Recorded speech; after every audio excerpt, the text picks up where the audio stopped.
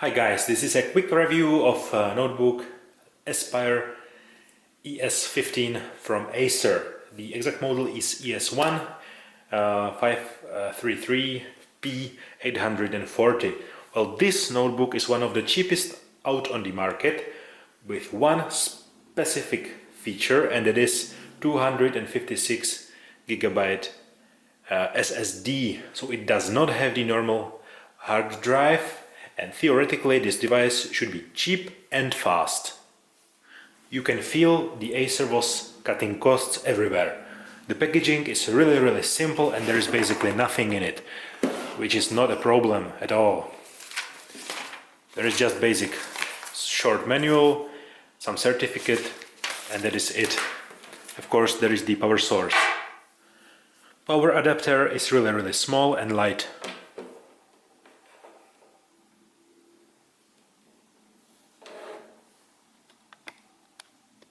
Let's get to the body of the ACER itself. You can feel all the notebook is made of plastic. The plastic is rather rigid and it's not a big problem.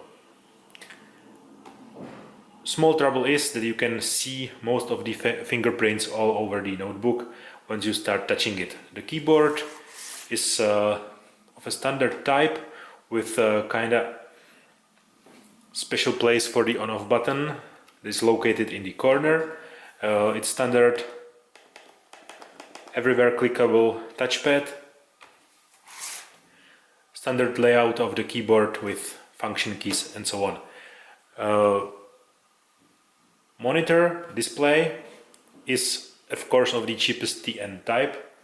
You can feel the budget by looking at the ports. There's just standard SD card slot, standard audio out and in, one standard USB 2 port, classical CD DVD ROM drive, and from the back side there is standard LAN port, RJ45, one USB 3 port, another USB 2 port, and HDMI video out. And that's all. On the other hand, that's what you need.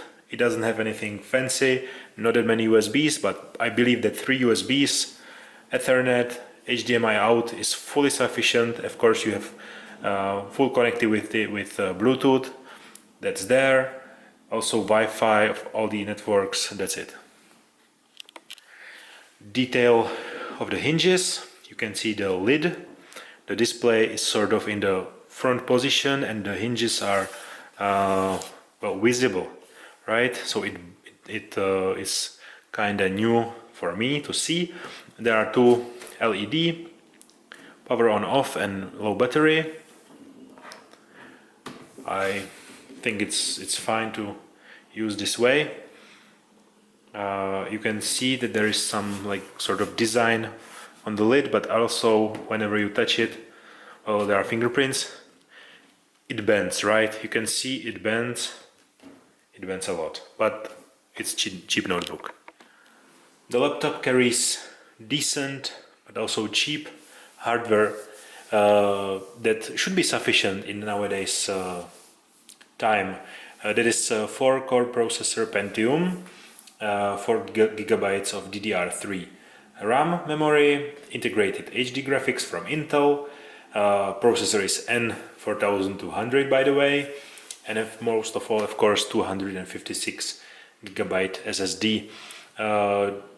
That's a decent. That's of decent speed. If you need to extend your memory, I would suggest buying SD card and put it in, because you can, or you can use flash drives, of course. I think the notebook is perfectly capable of browsing internet, watching movies, playing music, doing all the normal stuff. The speakers are in the bass, they play into the bass, they are loud but shitty.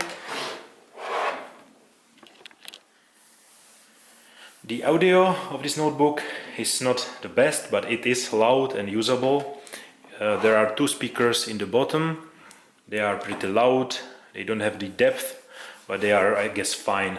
The TN panel that's used for the display is one of the cheapest out there, which means it is full HD. That's a good thing, but also you can't view it from the angles, but and the colors are pretty bleach, not that nice, but in this category it's completely normal. I think it's better to have such kind of display with full HD resolution than anything else.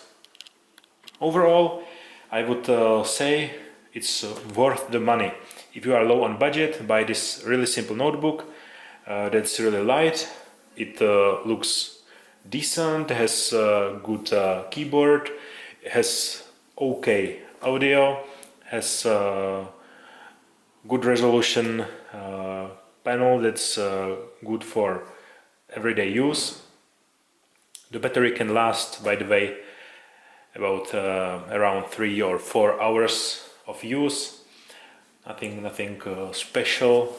The biggest advantage of this model exactly is the SSD hard drive, because this is setting this notebook to be really fast and load fast. And that's it.